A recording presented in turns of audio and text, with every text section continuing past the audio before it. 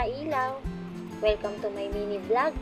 At sana hindi ito ang una at huling makakasama ko kayo sa aking mga vlog. At yan na mga kailaw, gagayak na ang ilaw ng tahanan. Syempre, konting ayos lang muna tayo at gora na. At biyahe muna tayo mga kailaw. At nandito na pala tayo mga kailaw sa aming munting pamilihan dito sa Bluebin Street.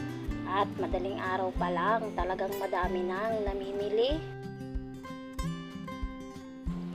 At kung ano ang gusto nyo ulamin mga kailaw, ay kumpleto na dito sa aming palengke.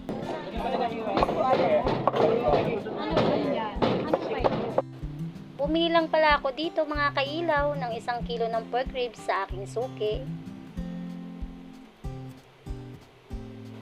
At bumili din ako mga kailaw ng isdang tilapia sa isa ko pang suki.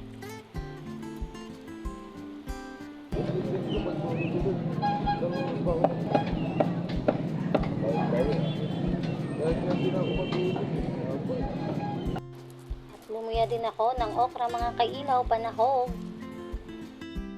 Nakauwi na pala ako mga kailaw at hindi ko na nabidyohan ang aking ibang napamili. Ayan na po sila mga kailaw, ang aking mga nabili kanina. Nahugasan ko na pala dito ang mga karne na napamili ko kanina mga kailaw. At sa baba naman ang mga fishball at kikiyang mga kailaw. At nakalimutan pa nga ang mangga ilagay sa ref, kaloka.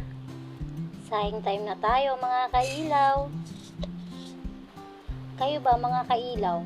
Ilang beses nyo hinuhugasan ang bigas nyo? Sa akin kasi depende mga kailaw. May 2 at may 3. Tansya-tansya lang tayo sa paglalagay ng tubig mga kailaw. At yan, okay na yan mga kailaw. And tada! Luto na ang ating sinaing. Naluto ko na pala ang aming ulam mga kailaw. Hindi ko na napakita sa ating video paano kung magluto ng sinigang. Let's eat mga kailaw. Sa susunod ulit, kain muna ang ilaw ng tahanan. Mwah!